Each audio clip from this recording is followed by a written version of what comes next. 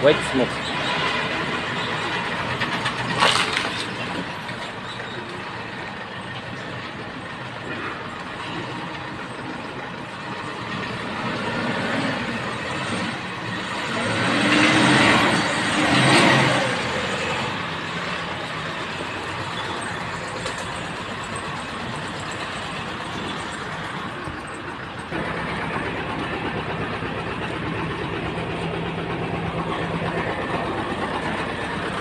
Talong nga, boss. Talong nga na.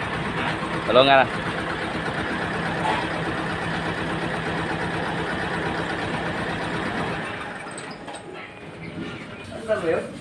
Hindi rin start day.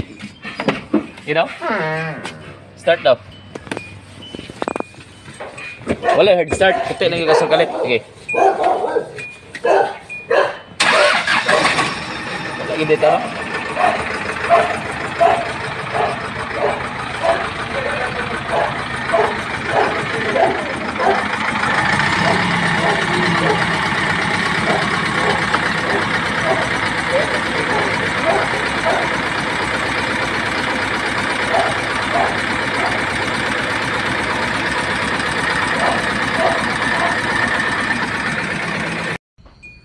Okay, kaya Bungo 3, white smoke, kakaiba yung tunog. So mano-mano tayo mag-testing sa singaw ng barbula.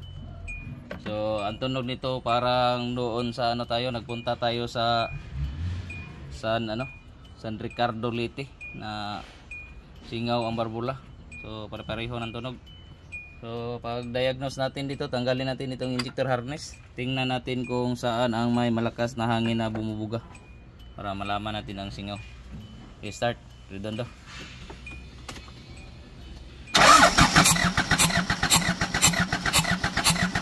Ayan. So, along. So, sa number 4. So, wala kasi tayong basihan kung kamay ang ilagay natin dito. So, mag-ano tayo ng silupin. Lagay. Okay, start. Number 1.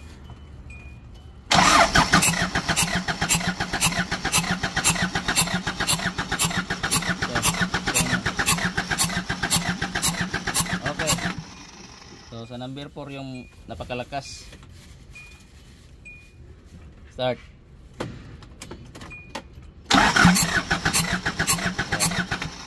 Okay.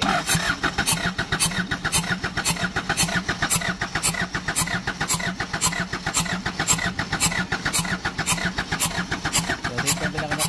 Number 4. Okay. Okay. So number 4 ang may singaw na barbula. So, tingnan muna natin kung sa rocker arm lang ba.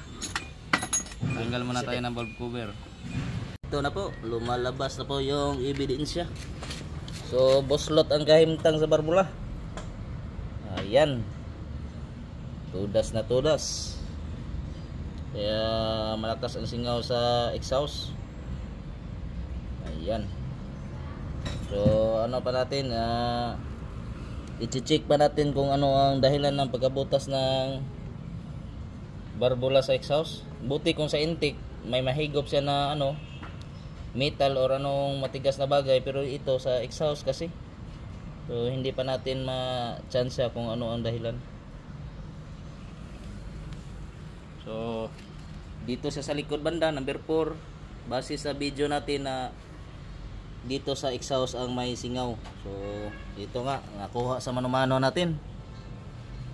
Ayan. So ito po yung front niya na number 1 na may camshaft pulley. So dito sa piston okay naman. Okay, buti na lang okay ra ang sa number 4 na piston. Nakatap na. Ayos. So ano pala ito?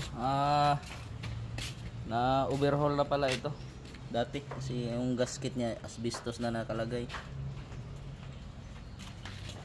Ito po ang ebidensya na na-resurface na kasi ito may may nadaanan na ng machine sa resurface.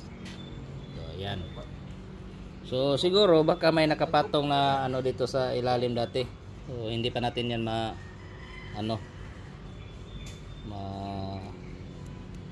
Tsansa talaga kasi doon sa piston wala naman tayong nakikita, pero bakit nabutas ito? So tanggalin natin yung barbula, tingnan natin ang valve seat. So ayan, natapos na nating na top overhaul at valve seat reset. So ginawan talaga ng valve seat kasi na damage. So wala nang alog-alog. Ayan. So matino na yung andar, wala nang white smoke. Problem solved.